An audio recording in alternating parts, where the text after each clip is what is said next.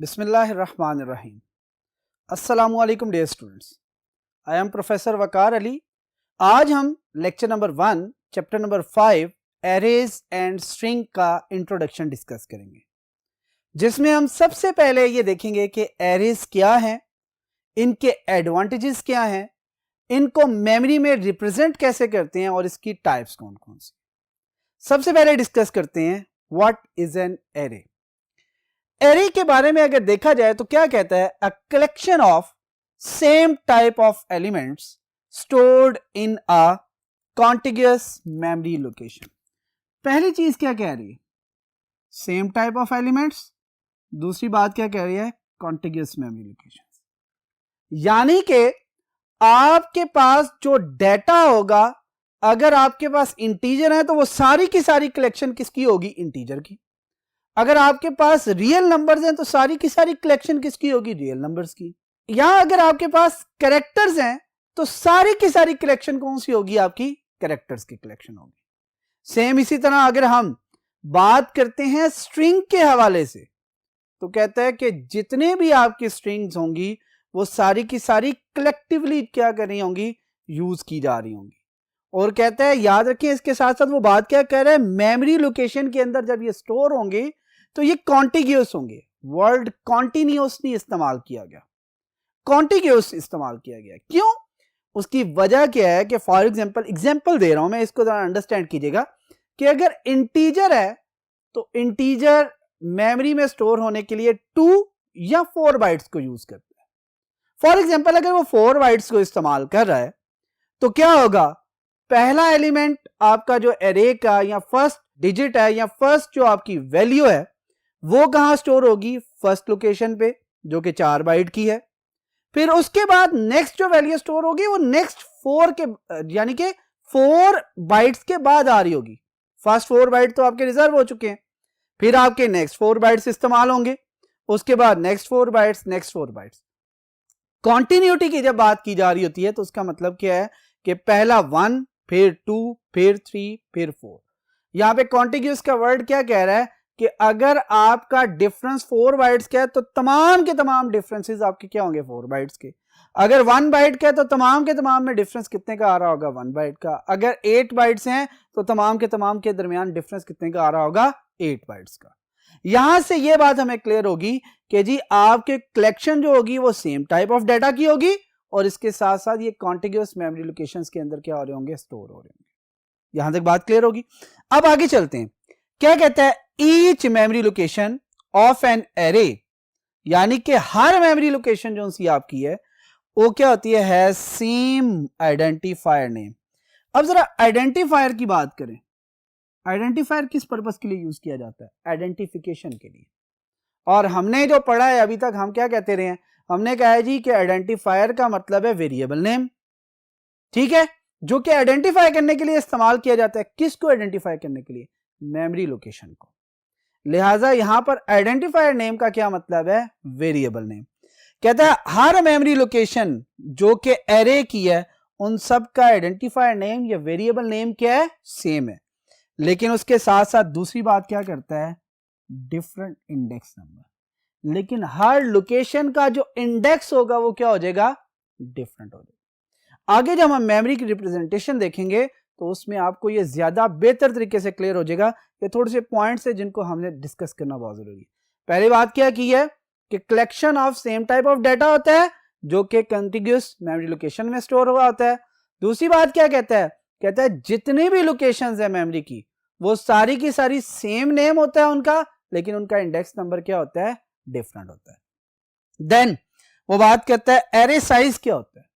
कहते हैं जितने नंबर ऑफ एलिमेंट्स, यानी कि आपके पास अगर टोटल नंबर ऑफ एलिमेंट्स 10 है तो इसका मतलब है एरे का साइज क्या है, 10 है। अगर आपके पास टोटल नंबर ऑफ एलिमेंट्स 100 है इसका मतलब है एरे का साइज क्या हो चुका है, 100। और अगर टोटल नंबर ऑफ एलिमेंट्स सिर्फ 3 है तो इसका मतलब है आपकी एरे का साइज क्या है, 3। अब आगे चलते हैं, कहता है जो सिंगल एलिमेंट होता है, यहां पे जो लिखा हुआ है, कहता है each element identify bye its position. हर सिंगल एलिमेंट को क्या किया जाता है, उसकी पोजीशन से आइडेंटिफाई किया जा रहा होता है। और जो पोजीशन होती है ना वो बेसिकली क्या कहलाती है, आपकी इंडेक्स कहलाती है या सबस्क्रिप्ट कहलाती है। बात क्लियर हुई यहां तक? दोबारा बता रहा हूं, मैंने क्या क्या collection of same type of data है जो कि कॉन्टिग्यूअस मेमोरी लोकेशन में आपके पास स्टोर हो रहा है। फिर बात की कि जी हर जो मेमोरी लोकेशन है वो सेम आइडेंटिफायर नेम से आइडेंटिफाई की जा रही है, और इसके साथ साथ जो सेकंड चीज है वो क्या है, कहता है इनका इंडेक्स क्या होता है, डिफरेंट होता है। फिर हमने डिस्कशन की कि जो हमारे पास टोटल नंबर ऑफ एलिमेंट्स होते हैं वो बेसिकली क्या होते हैं, आपका एरे साइज होता है, और हर जो एलिमेंट होता है एरे का उसे उसकी पोजीशन जिसको हम इंडेक्स नंबर या सबस्क्रिप्ट कहते हैं उससे आइडेंटिफाई किए जा रहे होते हैं। यहां तक बात क्लियर होगी। अब हम मूव करते हैं टुवर्ड्स नेक्स्ट बोर्ड, और इसकी फर्दर जो सी थोड़ी सी बातें रहती हैं उनको डिस्कस करते हैं। चले मूव करते हैं टुवर्ड्स नेक्स्ट बोर्ड।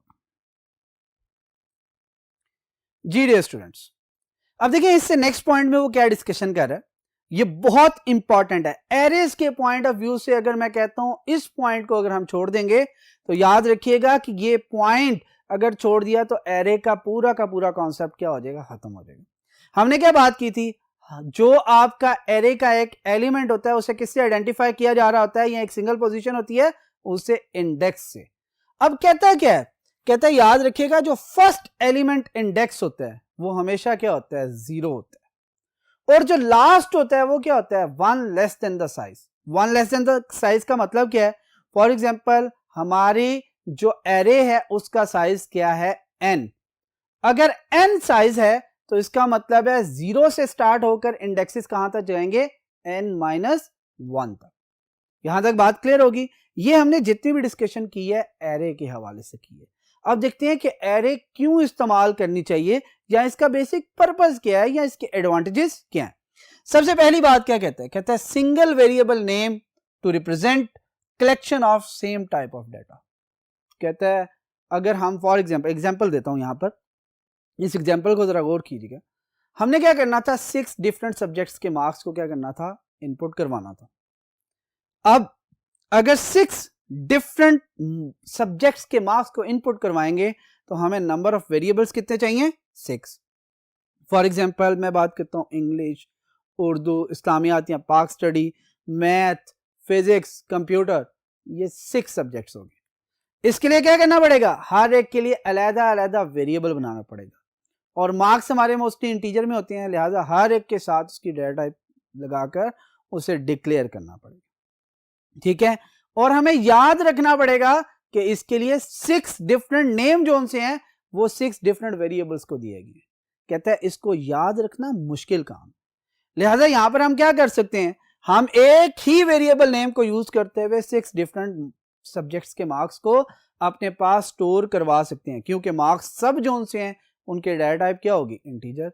या अगर पॉइंट्स में दे रहे हैं तो हम मार्क्स को किस में लिख सकते हैं, फ्लोट डाटा टाइप के साथ। लिहाजा हम लिखा फ्लोट मार्क्स, आगे हमने बता दिया कि कितने सब्जेक्ट्स के लिए, 6 सब्जेक्ट्स के लिए, तो लिहाजा वो 6 के लिए एक सिंगल वेरिएबल नेम मार्क्स ही इस्तेमाल हो रहा होगा। बस फर्क क्या आएगा, आइडेंटिफायर नेम तो सेम होगा, सिर्फ उनके इंडेक्सेस का फर्क आएगा, और ऑटोमेटिकली हमें इंडेक्सेस भी एक दफा अगर हम लूप के जरिए इसे करवा लेंगे तो सबको पता चल जाएगा कि किस इंडेक्स पे कौन सा आपका सब्जेक्ट एग्जिस्ट कर रहा है। यहां तक बात क्लियर होगी। फिर अगली बात क्या करता है, कहता है provides an easy way of handling list of numbers और स्ट्रिंग्स। कहता है आपके पास लिस्ट ऑफ नंबर्स है, आपने उन्हें क्या करना है, अरेंज करना है। अगर अरेंज करना है, हमारे पास एक पॉसिबिलिटी जैसे पहले डिस्कस की है कि मल्टीपल वेरिएबल्स से।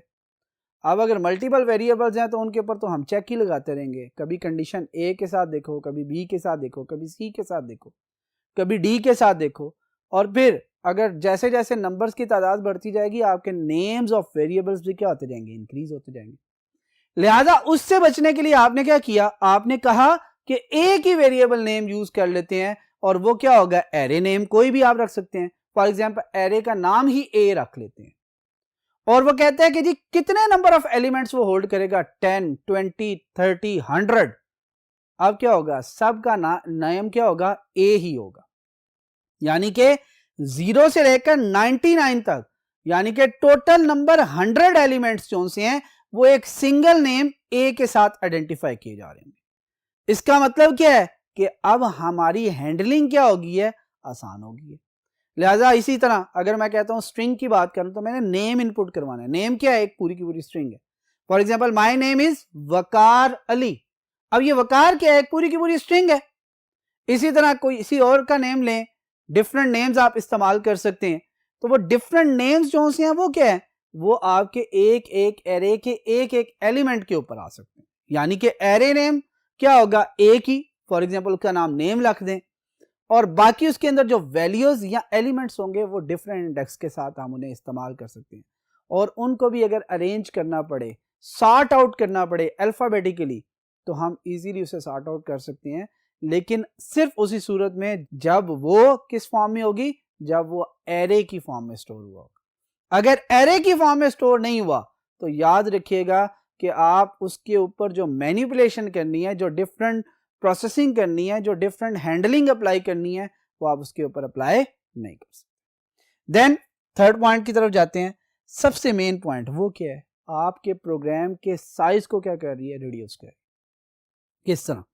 मैंने लिखना था int a, b, c, d, e, f, for example 26 के 26 अल्फाबेट से इस्तेमाल कर लेते। अभी सिर्फ टोटल कितने हैं मैंने वेरिएबल यूज किए हैं? 26। और आपके पास 3 या 4 लाइंस प्रोग्राम की सिर्फ इसी पर्पस के लिए इस्तेमाल होगी। जबकि उसके अगेंस्ट एरे का नाम क्या होगा? इंट। फॉर एग्जाम्पल एरे लिखें a और उसके सबस्क्रिप्ट के साथ या उसके साइज मेंशन करते हुए 26 लिख दें। एक सिंगल लाइन, एक सिंगल स्टेटमेंट के अंदर, इसका मतलब है मैंने 26 डिफरेंट वेरिएबल्स को एक वेरिएबल नेम के साथ आइडेंटिफाई करवा लिया। यहां तक बात क्लियर हुई? और ऑटोमेटिकली आप देखें जो 3 लाइंस का कोड था वो कहां आ गया? आपका लेस देन 1 लाइन के ऊपर आपका वो कोड आपका आ जाएगा। इस तरह आपके प्रोग्राम का साइज क्या हो जाएगा? रिड्यूस हो जाएगा। लास्ट क्या है? कहता है make task simple and easy. Task को सिंपल और इजी करने की बात हम पहले भी कर चुके हैं।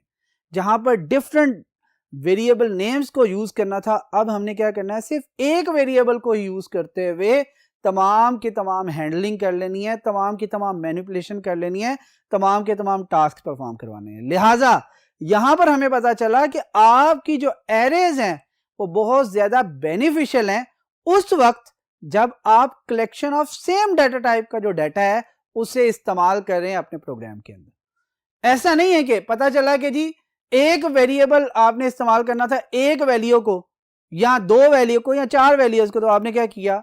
एरेस को इस्तेमाल।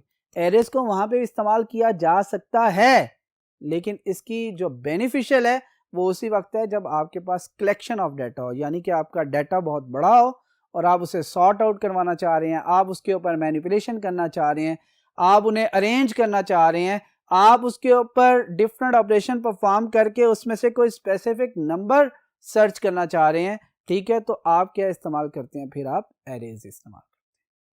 यहां तक बात क्लियर होगी डियर स्टूडेंट्स। अब हम मूव करते हैं टुवर्ड्स नेक्स्ट बोर्ड और फिर इसकी रिप्रेजेंटेशन के बारे में देखते हैं कि मेमोरी के अंदर ये किस तरह रिप्रेजेंट किया जाता है और इसकी कौन कौन सी टाइप्स एग्जिस्ट करती हैं जिनको हम अपने प्रोग्रामिंग के अंदर इस्तेमाल करेंगे। चलें मूव करते हैं टुवर्ड्स नेक्स्ट बोर्ड। जी डियर स्टूडेंट्स, यहां पर देखें जो हमने फर्स्ट के ऊपर लिखा है that is memory representation. Memory representation को थोड़ा सा देखते हैं। ये बेसिकली एक एरे है जिसका नाम माई एरे है। इसके अंदर टोटल नंबर ऑफ एलिमेंट 6 हैं। इसी वजह से आप देखें लेफ्ट साइड पे जो इंडेक्सेस लिखे हुए हैं वो 0 से लेकर कहां तक है? 5 तक। और ये क्योंकि सारी की सारी इंटीजर वैल्यूज हैं, तो मैंने क्या कहा था? इंटीजर जो आपका होता है वो टोटल नंबर ऑफ कितने बाइट्स रिजर्व करता है? 4 बाइट्स या 2 बाइट्स। हमारे C++ में हम ये कंसिडर कर रहे हैं कि वो कितने बाइट्स रिजर्व कर रहे हैं? 4 बाइट्स। अगर वो 4 बाइट्स रिजर्व कर रहा है तो इसका मतलब है लेफ्ट साइड पे आपको ब्लू कलर में जो नजर आ रहे हैं ये एड्रेसेस हैं मेमोरी के। अगर फर्स्ट एड्रेस आपका क्या है? 5000 है, तो उसके 4 ऐड करेंगे 5004, देन 5008, देन 5012, 5016, 5020। ये 4 के डिफरेंस के साथ आपका आ गया। क्यों? क्योंकि एक इंटीजर वैल्यू कितने बाइट्स रिजर्व कर रही है? 4 बाइट्स रिजर्व कर रही है। अब इसके अंदर इंटीजर वैल्यूज भी दे दी हैं, फॉर एग्जांपल 10, 20, 30, 40, 50 एंड 60। जरा गौर कीजिएगा हुआ क्या है? ये पूरी की पूरी एरे का नाम क्या है? माई एरे। फॉर एग्जांपल अगर मैं थर्ड एलिमेंट को देखना चाह रहा हूं तो थर्ड एलिमेंट कैसे देखूंगा? सबसे पहले आप क्या करेंगे, एरे का नाम क्या है, माय अंडरस्कोर एरे, और थर्ड एलिमेंट का क्या मतलब है, 1 2 3, थर्ड एलिमेंट आपका 30 है, लिहाजा उसका इंडेक्स नंबर भी आप साथ लिखेंगे। कहते हैं ये जो सा है, ये वैल्यू या ये इंडेक्स जो कि आपका है, ये किस वैल्यू को रिप्रेजेंट करेगा, 30 को। इसी तरह अगर हम इंडेक्स नंबर चेंज करते जाएंगे, देखें एरे नेम क्या रहेगा, my array my array my array my array my array, लेकिन आप क्या करेंगे, जैसे 0 इंडेक्स देंगे तो आपका क्या आ जाएगा 10th, आपका 1 आएगा तो क्या आएगा 22 आएगा तो क्या आएगा 33 आएगा तो क्या आएगा 40, दोबारा रिपीट कर रहा हूं, 2 आएगा तो क्या आएगा 33 आएगा तो क्या आएगा 44 आएगा तो क्या आएगा 55 आएगा तो क्या आएगा 60। बात क्लियर होगी। इसका मतलब है कि जैसे जैसे हम इंडेक्स नंबर को चेंज करते जाएंगे, जिसे हम सबस्क्रिप्ट भी कहते हैं, वो चेंज करते जाएंगे तो आपके रिजल्ट्स यहाँ पे क्या होते जाएंगे, चेंज होते जाएंगे। अब यहाँ पे एक बात और देखिए, हम अगर इस एरे को देखते हैं, जो अक्सर हम गलती करते हैं वो क्या है, अगर मैं आपसे कह रहा हूं third element of the array, third element, तो एक सीक्वेंस से आए, फिर एलिमेंट की बात थर्ड कौन सा है, 1 2 3, ये थर्ड एलिमेंट है। हमें क्या होता है कि हमसे पूछा जाए कि which one is the third element of the array, तो हम देखते हैं अच्छा ये 3 लिखा हुआ है, लिहाजा 40 इज द थर्ड एलिमेंट, जबकि 40 आपका कौन सा एलिमेंट है, फोर्थ एलिमेंट है। क्यों, अगर वो थर्ड एलिमेंट की बात कर रहा है तो हमारे एलिमेंट्स जो से हैं, इंडेक्स नंबर कहां से स्टार्ट हुए हैं, 0, लिहाजा थर्ड की कह रहा है तो 3 - 1 क्या हो जाएगा 2, इसका मतलब है सेकंड इंडेक्स पे जाके देखें। अगर वो कह रहा है फोर्थ एलिमेंट, इसका मतलब है 4 - 1 थर्ड इंडेक्स पे जाके देखेंगे कौन सी वैल्यू है, लिहाजा ये बहुत ज्यादा जरूरी है। अच्छा दूसरी बात, मैंने तो अभी रिप्रेजेंटेशन की है आपको लीनियर रिप्रेजेंटेशन, आपको वर्टिकल फॉर्म में, तो याद रखिएगा ये जरूरी नहीं है कि सिर्फ वर्टिकल फॉर्म में आए, समटाइम आपकी क्या हो सकती है, ये रिप्रेजेंटेशन आपकी हॉरिजॉन्टल फॉर्म में भी आ सकती है। यानी कि अब मैंने इस तरह इंडेक्स लिखे हैं तो आप इस तरह इंडेक्स बना दें, छोटी सी एक उसकी लेआउट में यहाँ पे बना देता हूं ताकि आपको, यहां पर अगर मैंने इस तरह की प्रेजेंटेशन भी आपको दे दी, जिसमें आपके पास ये डिफरेंट आपके पास आ गए, तो ये भी आपकी क्या है, एक पूरी की पूरी एरे है, ठीक है, जिसका इंडेक्स ये क्या होगा 0, ये क्या होगा 1, ये क्या होगा आपका 2, ये आपका क्या होगा 3, ये आपका क्या होगा 4, ये आपका क्या होगा 5, और ये आपका क्या होगा 6। इसका मतलब है 0 से 6 तक है, तो इस पूरी एरे का साइज क्या है 7, और ये एरे आपकी क्या है, इसके एड्रेसेस कैसे होंगे ये पता चलेगा कि जब हम डेटा टाइप इसके साथ स्पेसिफाई करेंगे। यहां तक बात क्लियर होगी, गुड। अच्छा अब हम चलते हैं टाइप्स की तरफ। कहते हैं हमारे पास 2 तरह की एरेज हम इस्तेमाल करेंगे ड्यूरिंग प्रोग्रामिंग। एक आपकी क्या है 1 डायमेंशनल एरे, और सेकंड आपकी क्या है 2 डायमेंशनल एरे। हम अक्सर ये बात करते हैं ना आजकल 1D 2D, 1 डायमेंशनल तो यही है जिसमें यहां तो वर्टिकल होगी, यहां फिर हॉरिजॉन्टल होगी। इनके बारे में डिटेल में डिस्कशन आगे करते जाएंगे, ठीक है। अभी हम जो देख रहे हैं वो क्या होगी, या तो आपकी वर्टिकल होगी या फिर क्या होगी हॉरिजॉन्टल होगी, यानी कि उसके साथ एक सिंगल इंडेक्स को इस्तेमाल किया जा रहा होगा। और जब हम बात करेंगे 2 डायमेंशनल अरेज की, तो इसका मतलब है 2 डायमेंशंस में हम टेबुलर फॉर्म में आएंगे, और जब हम टेबुलर फॉर्म में आएंगे तो हमारी जो एरे है, ठीक है, उसके अंदर आपके पास रोज और कॉलम्स की फॉर्म में वर्किंग करना शुरू कर दें। इन दोनों के बारे में इंशाल्लाह डिटेल में बहुत ज्यादा डिस्कशन हम करेंगे, किसी किस्म का कोई इशू नहीं है।